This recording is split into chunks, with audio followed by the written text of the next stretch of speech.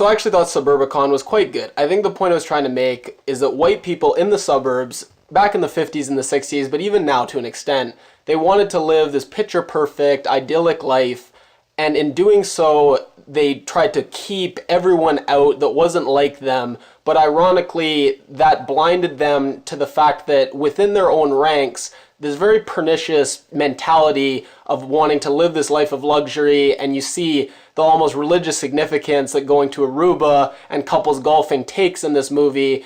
And for those people who had this mentality that they wanted to get this luxury by any means, they started to do maybe small crimes, maybe starting small like insurance fraud.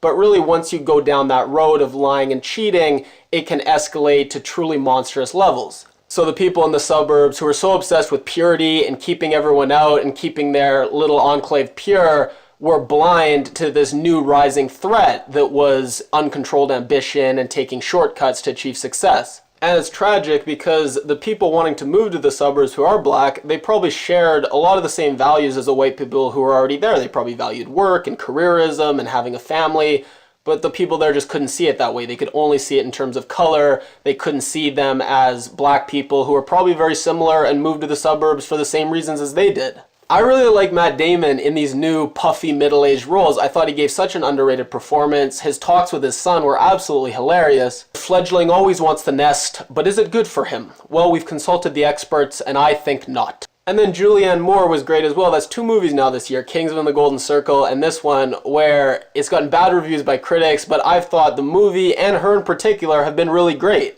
Her fake, almost unhinged laughter when she's talking to the insurance guy, who's played by Oscar Isaac, so everyone really liked his performance. And that brings me to my next point. The big criticism of this movie was that the black characters who were driven out of this town, I don't think they were driven out of the town, but tried to be driven out of this town, they said the movie glossed over them, didn't really flesh them out as 3-dimensional characters. I think that's an unfair criticism because every single character in this movie was a cliche. There's the Italian mobster, there's the tough-talking Irish guy, there's the evil housewife, even Matt Damon's character, he's just this cartoonish villain, and Oscar Isaac character, who everyone talks about, again, he's just a cartoon, so no characters were really fleshed out, so I feel like if they did flesh out those black characters more and make that storyline more humanized and empathetic, it would have just completely changed the tone of the movie.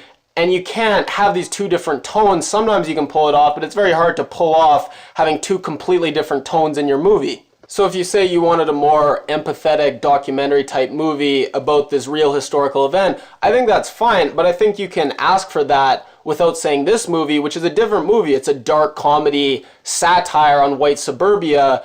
I don't think you can say this movie shouldn't be made. You should just argue that maybe this and another movie should be made that does focus more on the black characters. So I think this movie got hate from the critics for all the wrong reasons. I think it's very underrated. It's not one of the most amazing movies of the year, but it's a good movie and explores some really interesting ideas. I think it's worth a watch. If you like my review, please give it a thumbs up. If you haven't already, you can click my face at the end of the video to subscribe. If you leave a comment, let me know how you like the movie, any other movies you'd like me to review, or any other thoughts on my reviews in general, leave a comment and I'll be sure to read it and reply.